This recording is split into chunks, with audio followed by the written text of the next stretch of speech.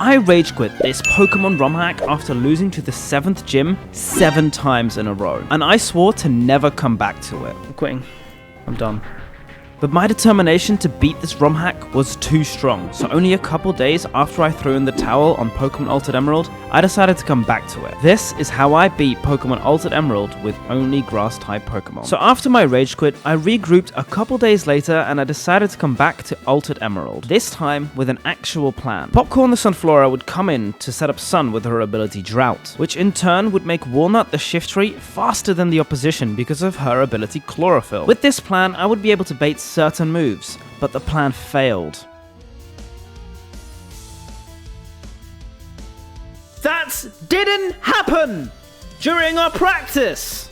I carry on the fight anyway, because there's still hope for the plan to work out, but after Shiftry's death, Beats the Jumpluff also goes down. I play out the rest of the fight, and I see some improvements compared to the previous 7 attempts. But sadly, I wiped to the twins for an 8th consecutive time. I have a quick think about what went wrong in that battle and come in for attempt 9 to beat the Psychic Twins of the Moss Deep Gym. But yet again, completely against my plans, the opposing Grumpig decides to use Protect, and I didn't even want to get started with it. I reset and went for attempt 10. At this point, the death counter is meaningless. It's far exceeded any meaningful number, and my bragging rights of being able to beat this game with a respectable amount of deaths or resets have also fully left. I do keep the reset counter to show off how bad I've actually played this entire playthrough. After 16 total wideouts, Tay and Liza finally went better than expected. The Grumpig finally uses Magic Coat on my Thief, and this sets the battle in motion. I back and forth a lot, but managed to get the battle down to a 1v1, but the opposing Jinx is sadly faster than Blueberry the Vileplume and kills off my final Pokemon. This time, we actually got close.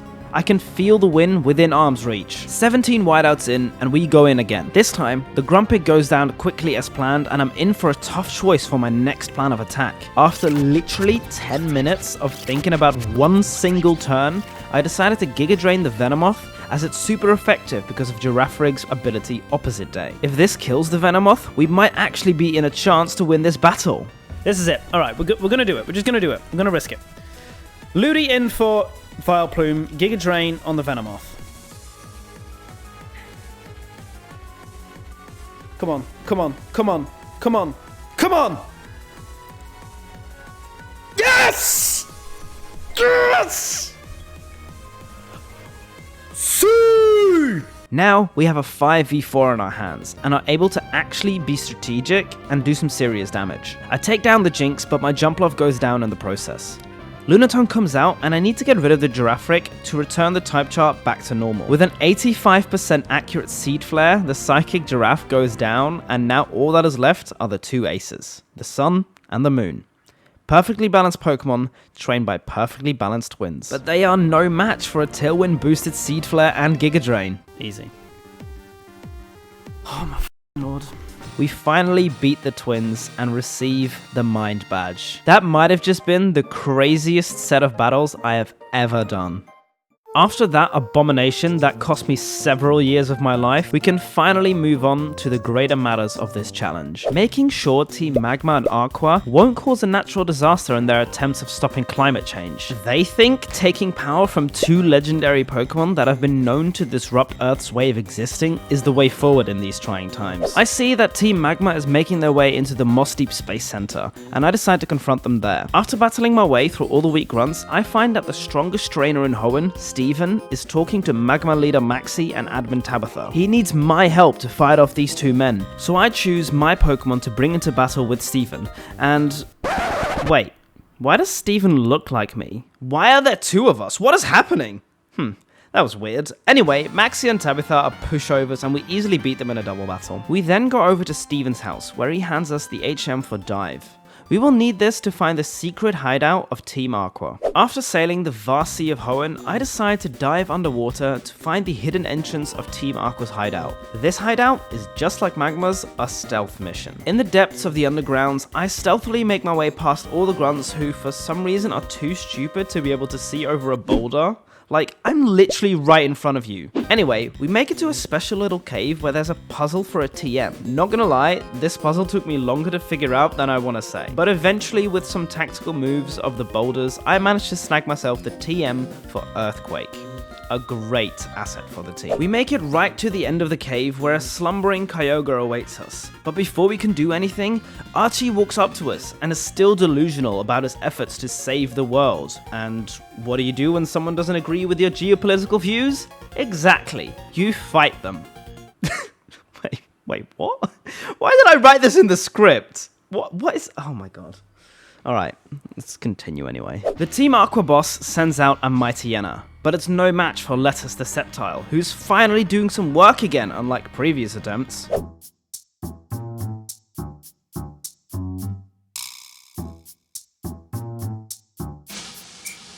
Anyway, out comes Crobat, and it manages to take out Cucumber the Venusaur. I tactically switch to Jumpluff to set up Tailwind, and it manages to live on 1 HP, before removing Crobat from the battlefield with Whirlwind to reset some tempo. I do some chip damage on the outcoming Poliwrath with Fly, but I'll let Jumpluff go down. Brownie the Ludicolo kills off the Poliwrath, only for Crobat to come back out. Ludicolo too lives on 1 HP. The luck is serving me and my team of foods very well today. Crobat goes down to Surf and out comes Crawdon. It's no match for Ludicolo and its Giga Drains though. Sharpedo is Archie's final Pokemon. It takes out Ludicolo after it lives on only 1 HP and getting enough speed from its speed boost ability. Luckily, Sceptile is strong enough to tank 1 crunch and take it out.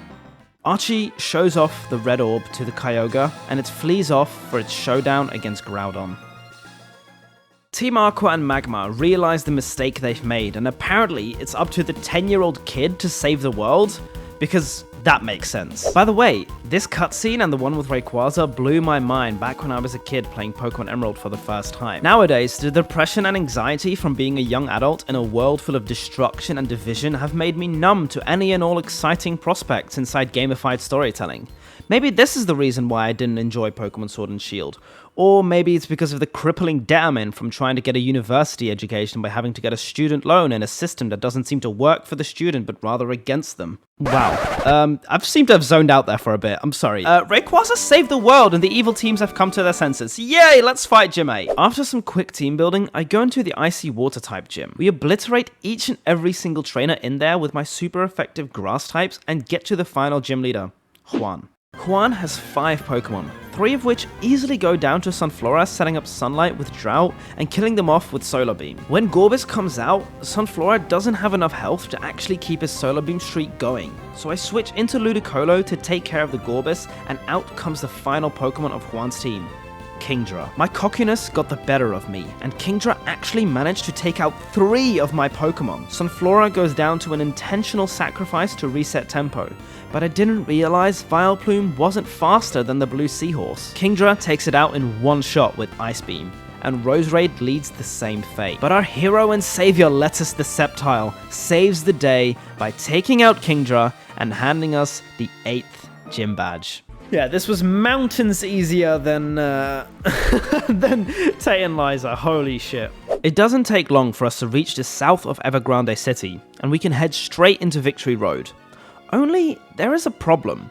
This Victory Road isn't the same Victory Road that we're used to. This Victory Road is a battle against the elements. There is grass, lava, electricity, ice, and to make it even harder, all trainers that we fight here are ace trainers, with teams to truly test if we're ready for the biggest challenge, the Elite Four. After getting down into basement floor 1, we find some Magnemite scattered through the lava-filled cave. These Magnemite use their electricity to power bridges to help us cross the lava. It's a logic puzzle that I'm luckily smart enough to understand and get through. The main problem here are the trainers on the bottom floor, which for some reason is icy, even though the floor right above is filled with lava. I don't know either. One of the final ace trainers we find in this icy cavern is Winstraight family member Vito. I've got my guard down because the previous trainers hadn't been too much of a challenge, but Vito had other plans with me. His Dodrio swords dances on the first turn and manages to lunge at Ludicolo to take it out in one shot. Sunflora sets up Sun but goes down next. Sceptile is also lunged to death, only for Venusaur to finally take out the 3-headed bird of my nightmares. Kadabra is an easy kill for Venusaur, who uses nature power to turn into Shadow Ball. Electrode explodes all over Venusaur to turn it into a 2v1 battle. Shiftry and a 1 HP Execute against a Fairy-type Meganium. Shiftry does a chunk of damage, but doesn't outlive the worst grass starter ever made. Omelette the Execute is the only one that can turn the tide for us right now. A quick reminder of its ability, Reflector. It reflects every special move and shoots it back at the enemy. A crazy overpowered ability that had to come in clutch here. Vito uses a full restore on Meganium and I heal up with Soft Boiled. The Meganium only has one physical move in Solar Blade, which doesn't do nearly enough damage to hurt our little egg. A combination of Soft Boiled healing, reflecting earth powers from Meganium, and doing some extra damage with extra sensory means that the hero of the day is Omelette the Execute. Good job, you little egg. After that, we beat up the last couple trainers and climb out of Victory Road onto the red brick carpet of the Pokemon League. It's time to show what we are really made of, and if we can truly be Pokemon Altered Emerald with only grass types. I make some final changes to the team and get ready for a final showdown. These are the 6 grassy foods that are going to have to do it for me in this grand finale. Brownie, the Ludicolo. Walnut, the Shiftry. Popcorn, the Sunflora. Omelette, the Execute. Cucumber, the Venusaur. And our beloved starter and failure of the run, Lettuce, the Sceptile. Let's do this. I walk into Elite Four Sydney's room and start our first battle of this gauntlet of super trainers. Sydney sends out his Sableye against my Sunflora, but I find out that its only attack is Snatch, which I play around by setting up with Ludicolo with Flower Guard. After 6 of those, I could start sweeping the team, until this happened. But now I'm fully set up, and now I can just surf.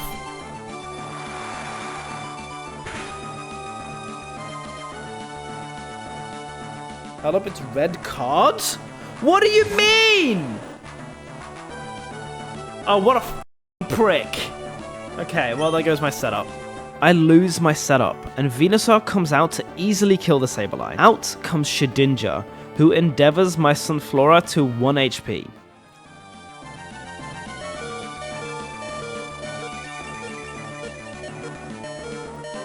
That's insane! I try killing the Shedinja with Thief from Shiftry, but I find out that its typing has changed to Dark Ghost, which makes only fairy moves be able to deal damage. I have none of those moves on my Pokemon. Luckily, I work around this by Leech Seeding with Execute and taking it out like that. This is the part where I get confused by Sydney having 2 Sneasels on his team. The first one comes out and sets up Reflect and Substitute, but then proceeds to use Psychic on my Venusaur. Execute makes the Sneasel switch out into the other Sneasel. There's another Sneasel! What? This one is Choice Banded into using Throat Chop, and therefore I can come in with my defensive Venusaur and take it out. Absol comes out, but it has lowered health, which I don't notice at first. Something is wrong here. I sack Sunflora to reset tempo. I then use Sceptile to easily kill the Absol with a super effective Sacred Sword. But then...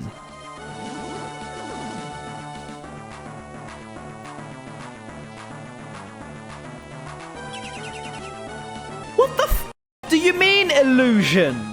I get the Mr. Mime down to low health, but it gets healed by Sydney with cheaty full restores. I'm not using items, so why are you using them? I pivot to Execute to reflect the special moves from it, but Sydney reads that play and sends out the actual Absol. Execute dies to a crit crunch. Sceptile comes in to be actually useful for once and kill off Sydney's ace. Mr. Mime is back, and Sceptile is able to outspeed and take it out with a single wood hammer.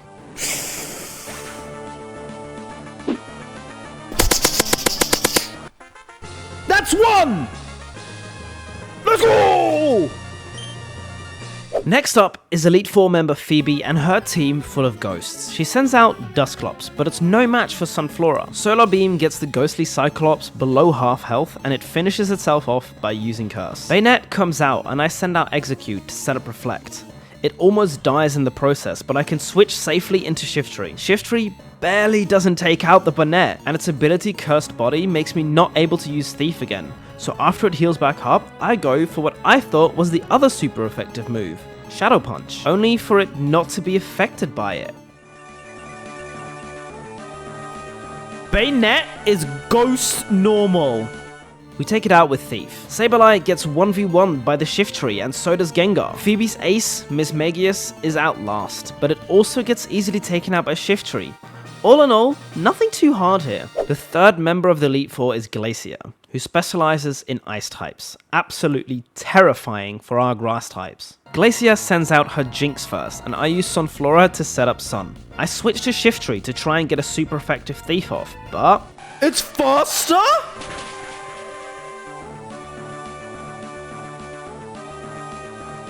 Why is it faster?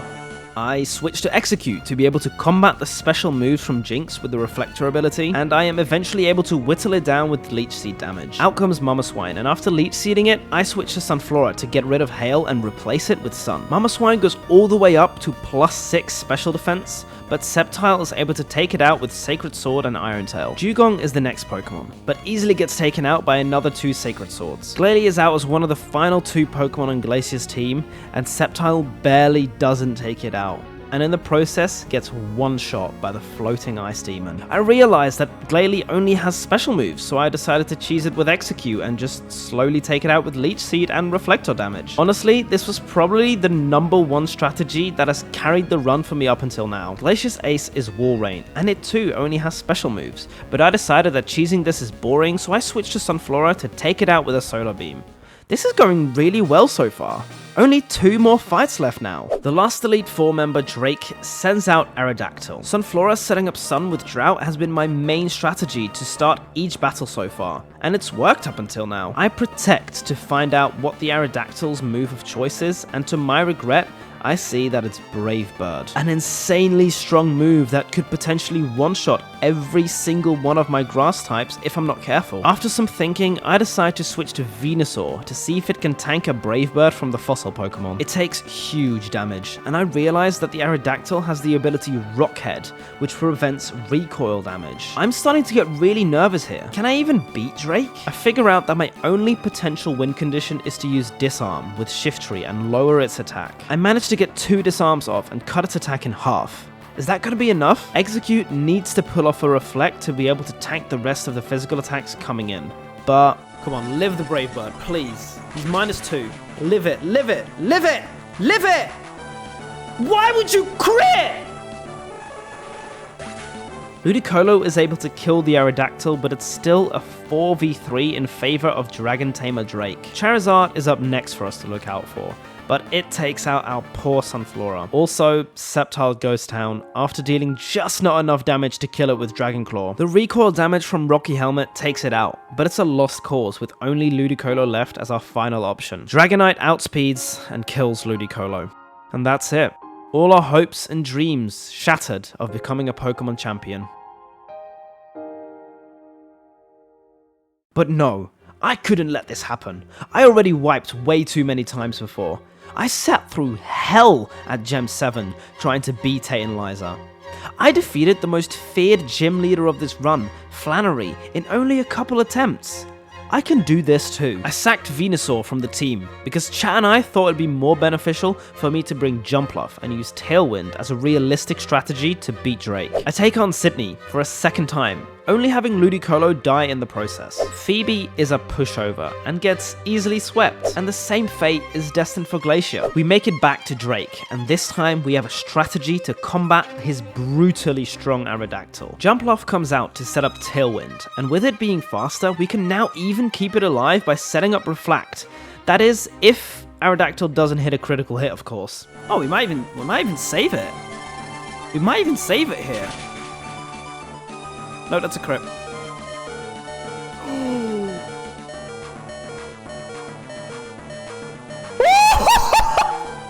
I risked using a low accuracy Will-O-Wisp to cut its attack even more, and in turn sacrifice beats the Jumpluff, who's been an absolute soldier so far in this battle and might have just set us up for victory. Ludicolo comes out and does big damage with Ice Beam, and after a full restore from Drake, we were able to take out the Flying Fossil with Giga Drain and another Ice Beam. We're in a much better spot now than last time. Again, Charizard is Drake's second Pokemon.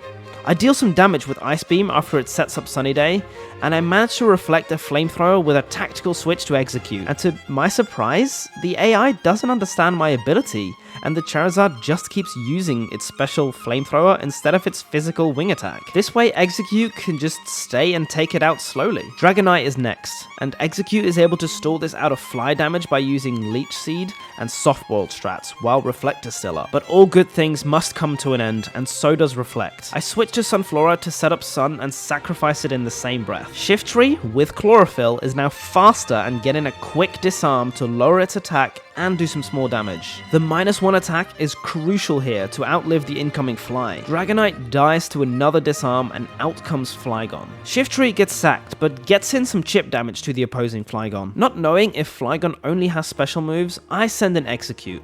But to my luck, Flygon decided to use only Flamethrower on the egg, and after a lot of back and forth, the Flygon goes down. Only Salamence is left on Drake's team, and I'm starting to smell victory. After setting up the necessary screens, I am able to take it out with a single Ice Beam from Ludicolo, and this time, we are going to fight ourselves a champion. I heal up my team, switch up some important moves, and move our beloved Sunflora up front to set up Sun to combat the water types from Wallace. I step into the champion's room. Welcome, Dez. That incident in Sudopolis... It's raining? Wait, does that mean I can't set up Sun? Please don't say it's perma-rain. No. Let's go! But luckily, Drought works over the rain in Wallace's room. I switch to my praised Execute to combat the special moves from Milotic. Ice Beam bounces back. As Milotic only has special moves, I could easily stall it out with Execute until...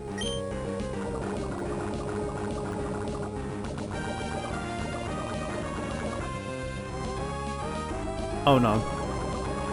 I switch out to Ludicolo and manage to eventually kill the Milotic after setting up with Flower Guard. Wallace brings out Lantern. It has the ability Volt Absorb, so Thunder is useless here. But luckily I am able to get its health down with Giga Drain. Lantern falls, but I am dangerously low on Giga Drain PP. Out comes Wallace's own Ludicolo. A Thunder manages to paralyze the opposing Ludi and make this battle a little bit easier on us. My Twitch chat in the meantime was putting all of its effort into cheering on Brownie the Ludicolo, and it helped because Wallace's pathetic excuse for a Ludicolo goes down after just a couple of Thunders. Blastoise is up next. But sadly, Brownie can't complete the sweep as she runs out of usable attacks. So we hard switch into Sunflora to set up Sun and get off a one-turn Solar Beam to kill off the Blastoise. I can feel the win so close now. Surely nothing can go wrong. Gyarados is Wallace's penultimate Pokemon, but I've wasted all of my electric moves on previous Pokemon, so this might get scary. I send out Jumpluff to cut its attack by burning it with Will-O-Wisp. Reflect and Tailwind complete the setup for my team as I switch into Shiftry for a final blow against Gyarados. But another full restore keeps Gyarados from its fate. By disarming it, I start lowering its attack to the point where it can't do much damage anymore, and after whittling it down to low health, Gyarados throws the battle by Dragon Dancing on Jumpluff and making it so that a single fly takes out the Water Dragon. Wallace's final Pokemon is upon us. Let's go, just one more. It's the Wailord, right? It has to be a Wailord.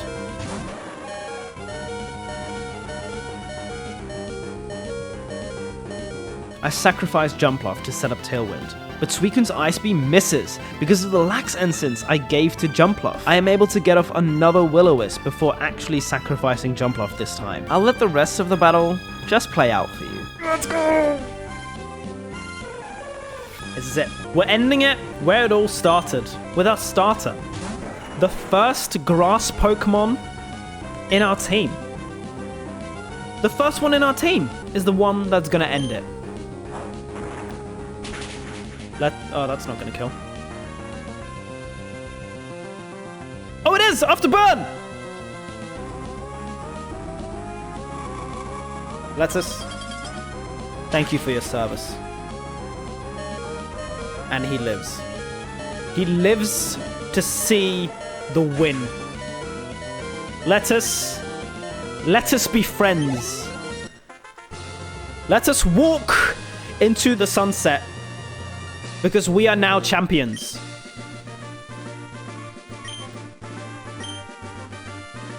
Thank you. Thank you very much. If you enjoyed this 3-part series, consider subscribing for more Pokemon Challenge content in the future, or check out this video on screen right now. I'm Des Knights, and thank you for watching.